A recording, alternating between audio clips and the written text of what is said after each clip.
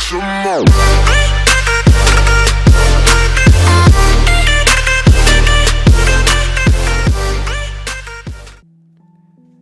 Yo, what's going on, people? Izzy Max here. This is the second time recording this. For some reason, my mic wasn't working. How are you guys doing? We're doing good, yeah. Round two. Pretty good. Okay, yes. What I was saying, the first time we recorded this week, we've started to see some sedimentary in the matches. The people at the top know they're at the top, and they're kind of prepping wonky stuff, i.e. me. The people at the bottom are kind of starting to realize they're kind of going to stay where they're at. So yeah, that's kind of where it's at. And the first game was a good example of this with Noah and Dark King. Not recorded. Dark King didn't record his kills. Nobody knows what happened. But one thing I was saying is Noah brought good stuff. Really excited that he brought the Sylveon, and Girder probably showed up and did something, I hope. That's pretty much about it. Yeah, I really like Noah's squad this week. I actually really like what Dark brought too. We do know that there was... Noah did not contest Dark King saying that there was some hacks in this set a little bit from some Thunderwave and some crits. I'm assuming the Thunderwaves were off Morgrim. So that is a factor, but this did go to 3. Apparently it was a pretty good set. Wish we could have seen it. Yeah, game 3 was like a 4-0 though, so that's probably the game he was talking about. Yeah, honestly, I love seeing Sylveon and Naganadel, and I would have loved to see them like in a recording hit the field, but it's aight. Yep. Matt, what were your thoughts on this one? I was just saying I liked a few of the Pokemon choices here. The Sylveon is an obvious one that we've talked about a lot. I think it's the first time it's actually hit the field for Noah. Yep. And the Girder is something I wasn't really expecting to see hit the field like maybe all season, but it makes sense here against stuff like Tyranitar and Weavile. And the Naganadel is also it's a tier 1 pick that I just really like in general. I think it's pretty underrated and something we don't really see a lot of normally. So those two are kind of make me a little bit disappointed that this match wasn't recorded. Mm-hmm. But because I wanted to see those. I hope they put in some decent work. Yep. But yeah, the league. That's about it. Yeah, the league voted 5-5 for this, so it was just kind of a toss-up and 2 close games, and then evidently a hacksy third. Kind of the outcome we would expect from what we've been told. Next up, Tay. This is kind of where our recording stopped. I really liked the way Ian Burst played. He was able to point out his mistakes in his post-com video. This is the first time we've actually heard him post-com. So I was really glad to hear some of the mistakes got pointed out. And Tay also just kind of brought what he knew would work. The Scarf Zapdos was really, really key with the Weather Ball. Tay kind of controlling the weather. Also having the Latios set the hail for the Zapdos was kind of crucial. And then the AV Garchomp with Fire Fang as a tech move just kind of went in. Even at, I think, -3 or 4, it was still dishing out huge amounts of damage. Zoroark let Tay position very well in Game 2, and sadly enough, Shiftry didn't quite do what Tay wanted it to, just because Burst had the Latios with Ice Beam, and then Sableye, again, just annoying. Yeah, I really like this set. Matt, you can go. Sorry. Oh, sure, yeah.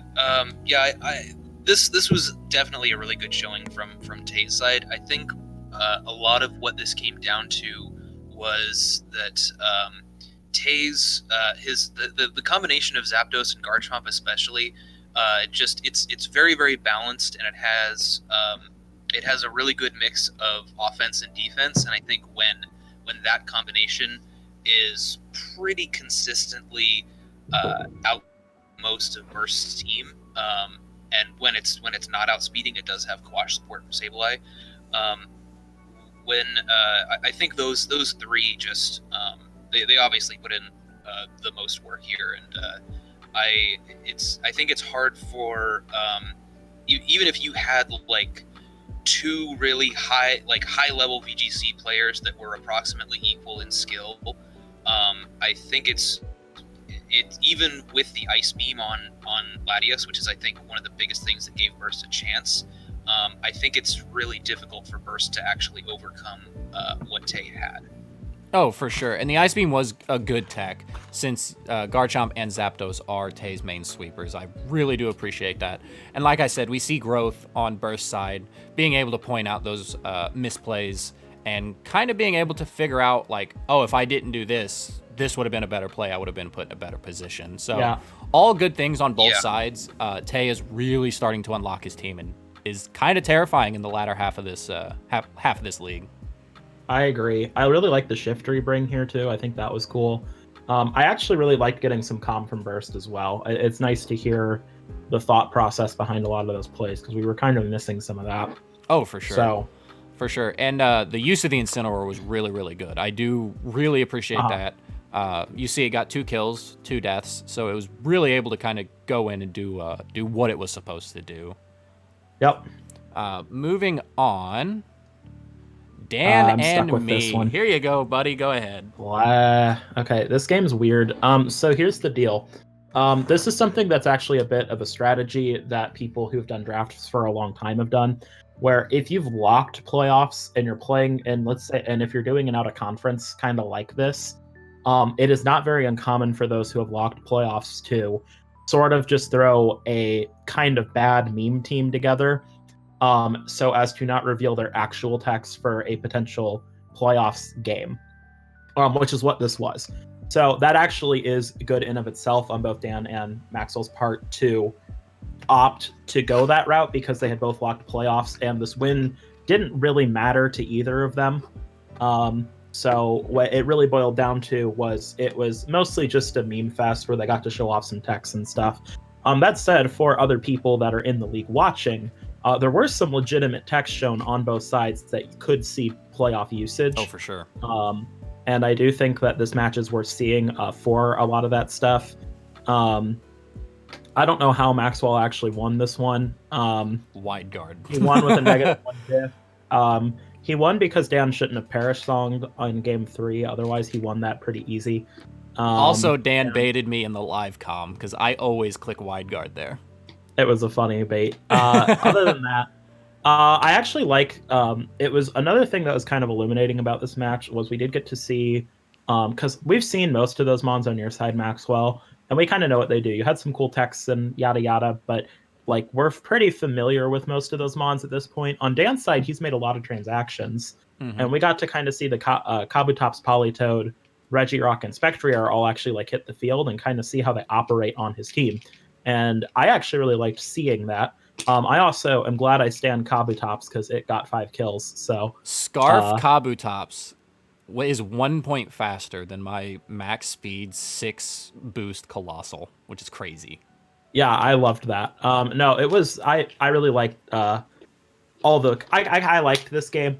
I'm being a little harsh just because it's a meme match, and that makes it kind of hard to talk about because I can't be like, oh, this play was really good or this was bad or we were kind of limited in our plays.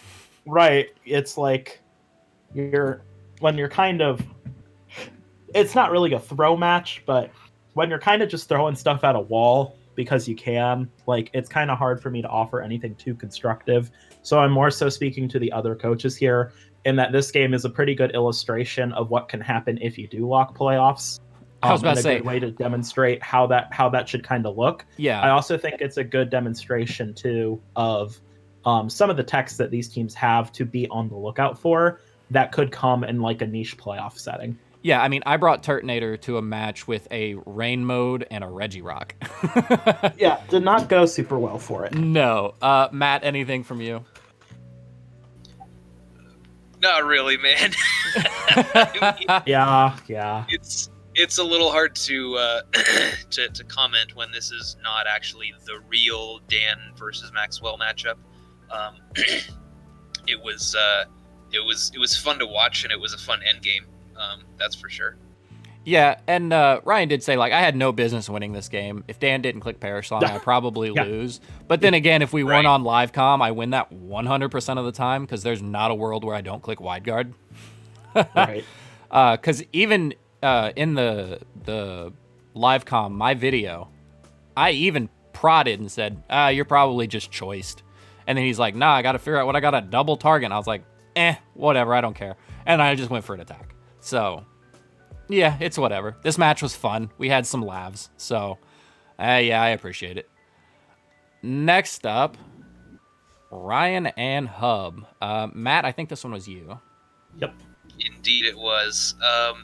Yeah, this was one of the most anticipated matchups of the week, and probably turned out to be the best set to watch.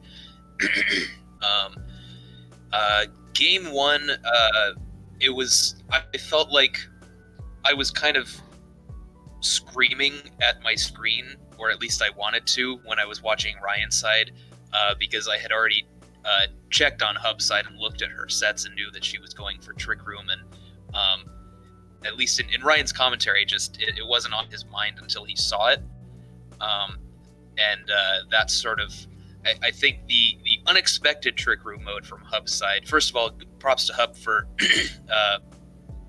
identifying that as one of the weaknesses that she could potentially exploit in this matchup. And I think the unexpected Trick Room mode plus not bringing all of the right mons on Ryan's side ended up winning Hub the game, because we saw like if Togekiss came out instead of Tyrantrum there, then game was just over. Dazzle just cleaned it all up. Game two, Ryan correctly went with the same mode, even though the Trick Room mode was very difficult to deal with in the first game.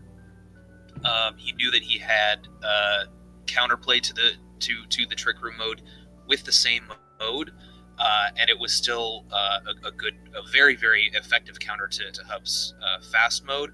And Hub kind of overcorrected, thinking that Ryan would adjust to counter the Trick Room mode when he didn't really need to. Mm-hmm. He more just needed to adjust his play rather than the mode that he went with. So he still had that fast mode available to him, and it was very, very effective in countering Hub's fast mode. So he won that game pretty handily. And then game three there was a lot more back and forth. Hub, I think, correctly went back to what worked for her in game one. But Ryan, knowing that this was indeed a Trick Room mode now, was able to play accordingly, and he also had the Togekiss in the back, which helped out a lot. But the Trick Room mode from Hub's end was still tougher for him to get through, I think, than the fast mode was. And Hub, I think, correctly adjusted her Dynamax to the Lapras, which gave her more of a fighting chance, I think, considering that Ryan had the correct mons on his side. He ended up bringing the Togekiss. But I have to commend Ryan for playing extremely well, especially in game three. His switches and protects were able to stall out the Dynamax very effectively. He put the Lapras into glide range so that it could just be picked off by a grassy glide at the end, and then 1v1 the Mimikyu after that. So really, really good set from both sides. I like that Hub was she identified what kind of weakness of her opponent that she needed to exploit. I think her lead adjustments were valiant attempts at countering Ryan, even though they didn't end up working. And Ryan's overall game plan and leading the same thing and just adjusting his play rather than adjusting his modes, I think is a marker of a very competent VGC player. So yeah, good stuff all around for sure. And if you go back and watch Hub's side, she almost clicked Earth Power Max Knuckle on the Rillaboom switch into Heatran. If she would have done that, there would have been a little bit more of a trouble for Ryan, since Heatran was a huge threat, and rightfully so. She ended up going back on that because I think it was because Rillaboom didn't switch out initially, expecting like a Max Flare. Because if you realize the Flare went into the Drifblim because she was expecting the Heatran to switch. Heatran never switched, so she didn't end up going for that read that she probably should have. I also kind of intentionally knew that I was kind of trying to bait that I could get Heatran in safe that turn by not switching that first turn. Mm-hmm. So that was intentional. Yeah, Choppleberry Heatran though, coming in clutch. Mimikyu's trying, man. Mimikyu's trying. Mimikyu really tried. But no, that was based funny. on just pure offense, Ryan always had the upper hand in this, especially with the priority from the Rillaboom. And like Matt said, we definitely commend her for picking out that Trick Room was the option. Her Trick Room mode is a little weaker this season than last season, just because in Ryan's commentary, he correctly pointed out Mimikyu doesn't have the best attack stat. But with that being said, it did put Ryan in some positions to potentially lose Game 3 as well. So, Ryan, what was going on in this match? I need to land Hypnosis for once in my life. No. That was a bit unfortunate. Other than that, I'm actually really happy with how I played this set. One thing that this set I think is a good example of is really on both sides, not only adaptation but positioning. I think this is one of my best positioned games of the season. As in, I put the right mons in the right place at the right time. And the other thing is that I also think this match shows that speed control can be a huge determining factor. But if you have good play, you can get around speed control options. Mm-hmm. I think both Game 3 and Game 2 are good examples of that. Because Game 2, I had the Tailwind advantage, and just riding that, I was able to get a pretty clean win because I had that speed control. But on the flip side, in Game 3, even though she had that really strong Trick Room advantage, I was able to take advantage of, by making reads and by making certain plays, to effectively make that advantage not as pronounced, and I could kind of go in that end game. For sure. The one big play that potentially would put her close to being in a winning position in Game 3 was the straight hard switch out into the Pangoro. That scared me. Yeah, it was really, it was a really good play because, like, you're just going to get faked out there. So, right. Other than that, just a really good game. It was really solid on both ends. Yep, moving on. We have Matt and Toxic. This was just a pure... Matt wasn't allowing Toxic to do what he wanted. It was the weakness policy on the Moltres. He didn't allow Trick Room to go up. Stack Attack ended up having to max just because really Toxic had no other answers. Landing a Focus Blast. Being able to max the Tornadus, I think really threw Toxic off with whatever plan he was doing.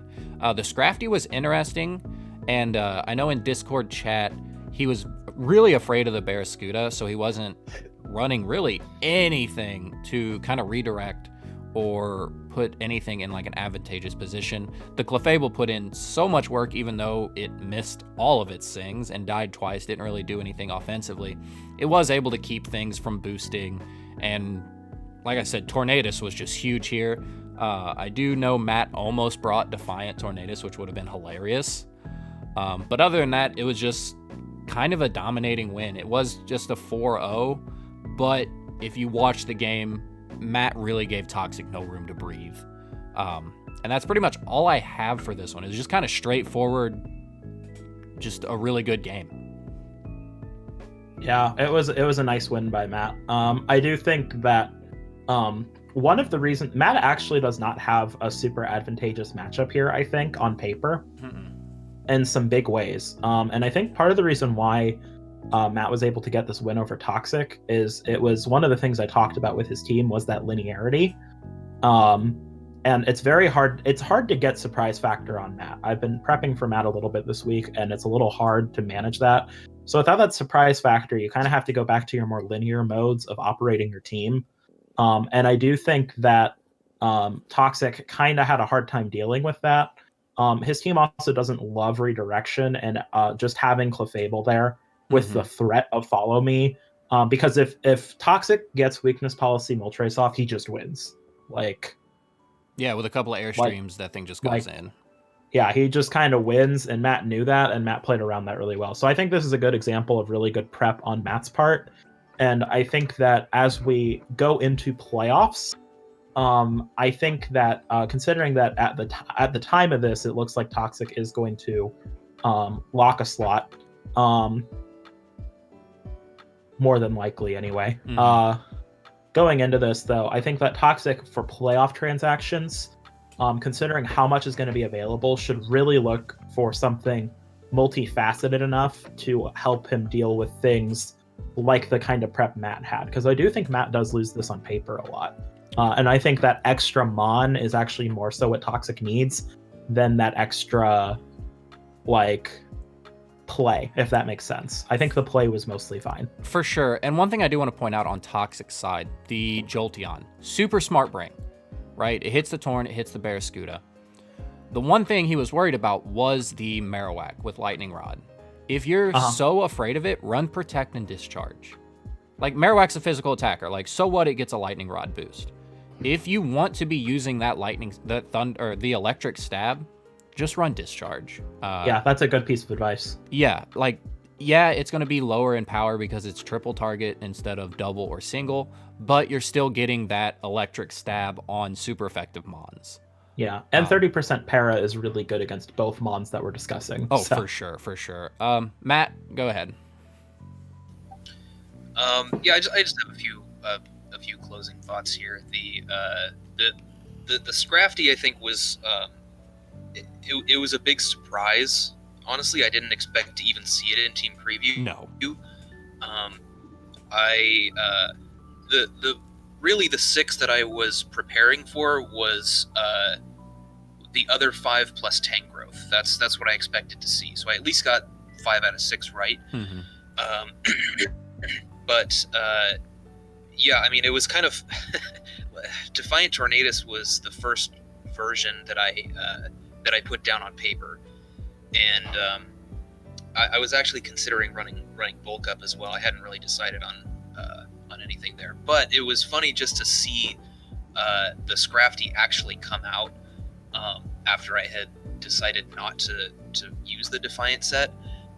But he turned out to just want the Scrafty there because he was so afraid of the fish, which is also why he said he didn't lead with the Comfy Moltres stuff, because he was just he was hard prepping for Barraskewda Clefable lead, which honestly was not even a game plan that I decided to go with here.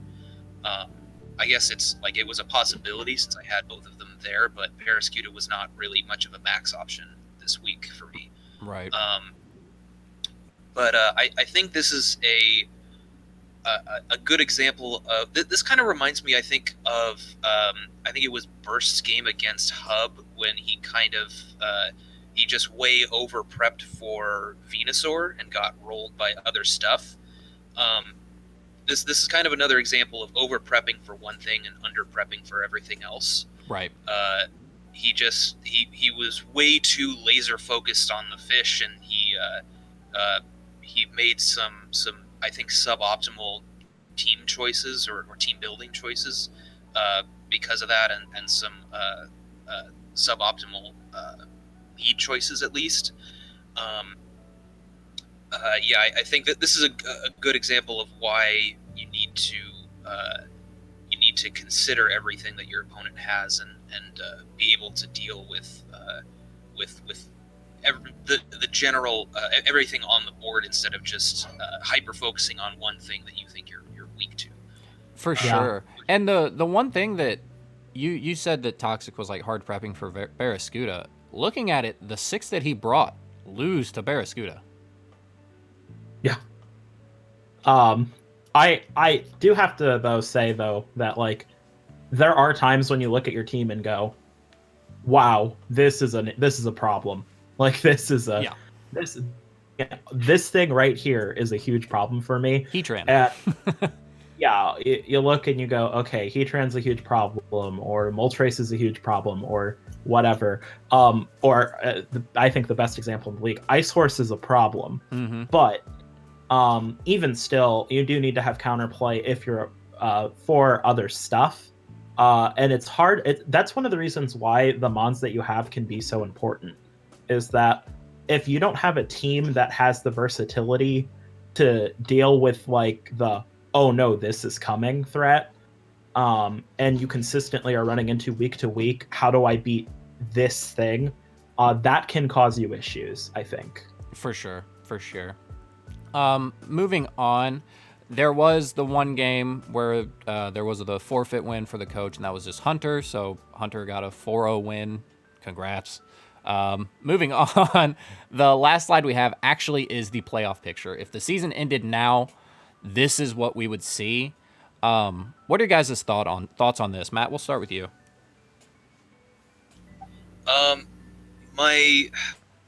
The first thing that comes to mind is just how much is still up in the air for Red Division. Yep. Because I think for Blue, this is probably how it's going to look. It's possible there could be one or two things shifting.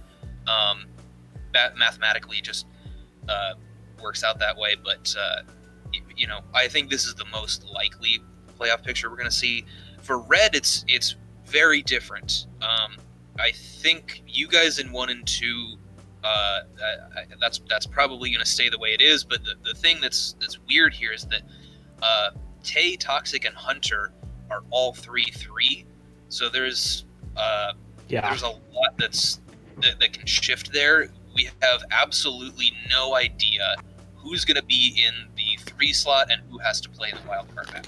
Right. The only advantage Tay has right now is he is getting that guaranteed win. And so am I, which is locking me into that number 1 position pretty much no matter what. But that one extra win for Tay is kind of boosting him into that 3rd position currently. And I feel bad for Ryan. He has to play Dan, correct? Huh?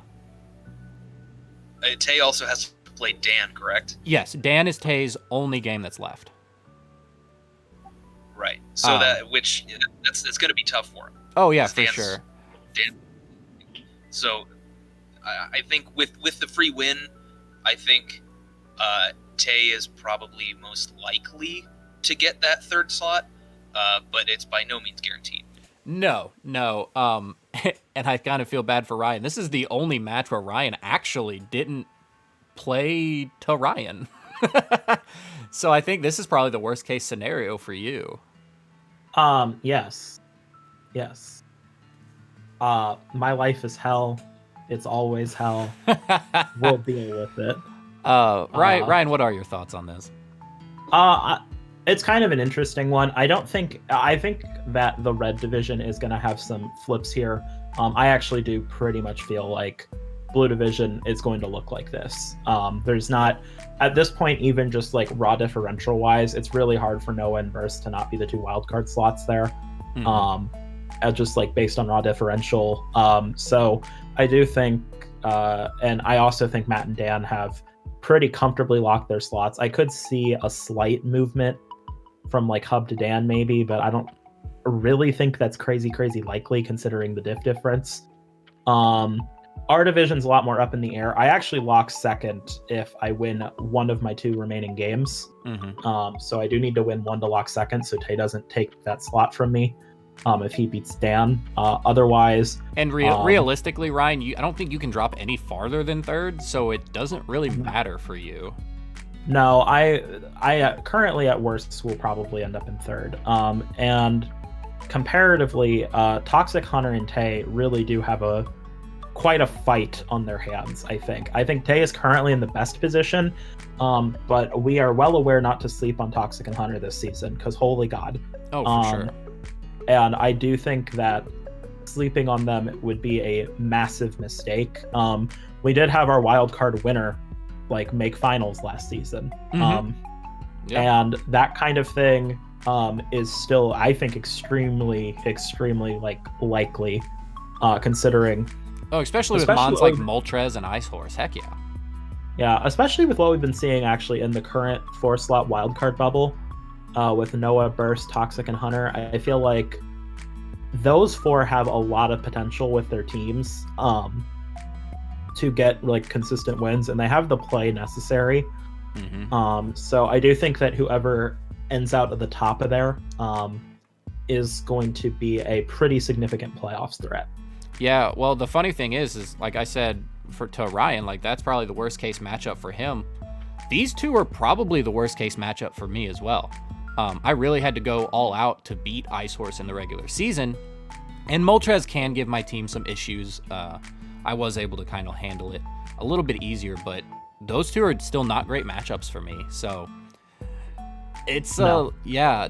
Our I know we're talking about Red Division a lot, but I think it's just so much closely contested, a little more than the Blue Division is, just based on matchups alone.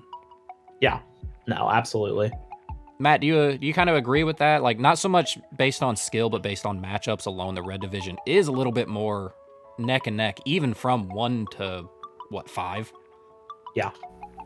Oh, sure. I mean, even, yeah, I think that's pretty clear. Like I said, especially for 3 to 5. I mean, on paper, it's just kind of, it's a matchup war. Yeah. What's gonna happen? Yeah. Who the hell knows? Yep, for sure. But anyway, that's going to be it for us. Any last words?